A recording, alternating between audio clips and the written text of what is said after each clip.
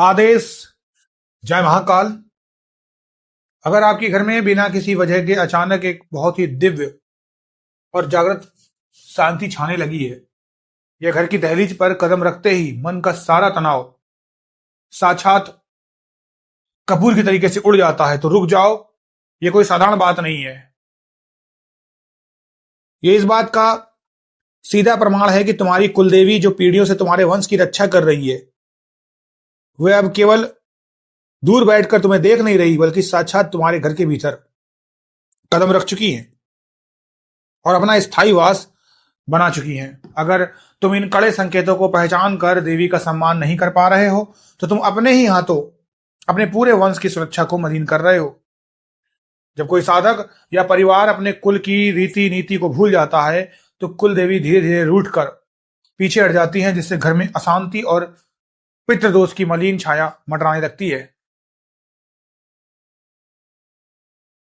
लेकिन इसके विपरीत, जब तुम मंत्र घर्षण करते हो, नियमों का पालन करते हो, तो देवी का पहरा दोबारा तुम्हारी दहलीज पर बैठना शुरू हो जाता है। बहुत से साधक मुझसे दिन रात यही पूछते हैं कि हमें कैसे पता चलेगा कि हमारी कुल देवी हमसे प्रसन्न है और हमारे ही घर में रह रही है। तंत्र शास्त्र का कड़ा नियम कहता है कि कुल देवी की ऊर्जा जब घर में उतरती है, तो वो तुम्हारे पूरे वातावरण, तुम्हारे स्वप्न जगत और तुम्हारे शरीर को झकझोर कर 8 ऐसे जिंदा संकेत देती है, जिन्हें कोई चाह कर भी झुठला नहीं सकता।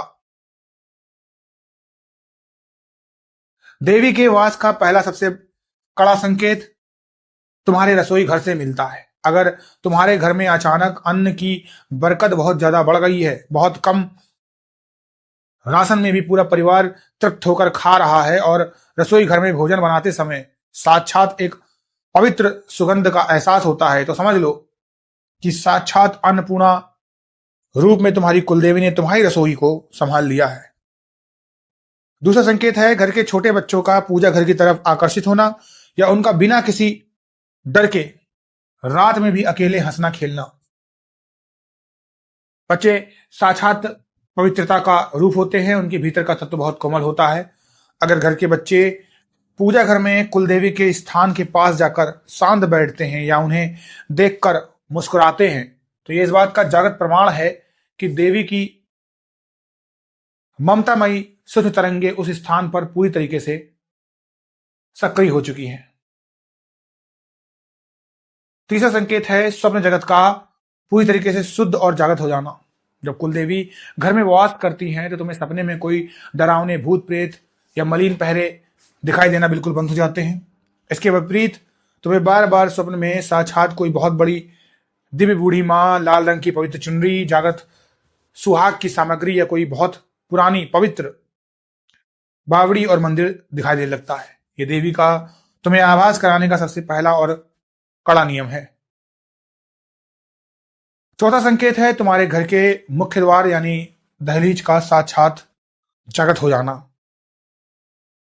कुलदेवी जब घर में प्रवेश करती है, तो वे सबसे पहले मुख्य द्वार पर अपना फौलादी पहरा बिठाती हैं। इसका लक्षण ये होता है कि अगर कोई बहुत ही मलिन नियत वाला इंसान, कोई दुष्ट तांत्रिक या कोई ऐसा व्यक्ति जिसके भीतर कपट भरा हो, वह जैसे ही तुम्हारे घर के भीतर कदम रखेगा, उसका दम घुटने लगेगा। वो तुम्हारे घर में ज्यादा देर टिक नहीं पाएगा और बिना किसी बात के तुरंत बाहर भागने का बहाना ढूंढेगा। देवी की जागृत ऊर्जा उस मलिन इंसान की आंतरिक गंदगी को दहलीज पर ही रोक देती है।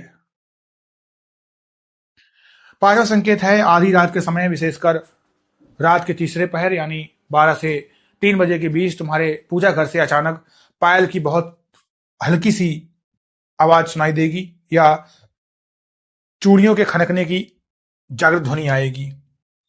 बहुत से साधक इस आवाज को सुनकर डर जाते हैं, लेकिन यह डरने की बात नहीं है। तुम्हारी कुल देवी के जागने और तुम्हारे पूरे घर की परिक्रमा करने का साक्षात तांत्रिक प्रमाण है। छठा संकेत है तुम्हारे घर के पालतू जानवरों का, विशेषकर गाय या कुत्ते का शांत हो जाना। अगर तुम्हारे घर की दहलीज पर कोई गाय आकर रोज खड़ी होती है और बिना कुछ खाए भी शांति से अपना सिर हिलाती है, तो समझ लो कि देवी साक्षात उस रूप में तुम्हें आशीर्वाद दे रही है। सातवां संकेत है घर के मुखिया और परिवार के लोगों के विचारों का शुद्ध हो जाना। जब तक कुलदेवी घर से दूर रहती है, भाई भाई में कड़ा विवाद होता है, पिता पुत्र में अशांति रहती है और घर में कलेश का वातावरण बना रहता है। लेकिन जैसे ही देवी का वास होता है, मन के भीतर का सारा क्रोध शांत होने लगता है और परिवार में एक दूसरे के प्रति सम्मान और प्रेम की फौलादी दीवार खड़ी हो जाती है। आठवां और सबसे तीव्र संकेत है मंत्र जाप के समय तुम्हारे पूरे शरीर में एक अद्भुत और पवित्र कंपन होना।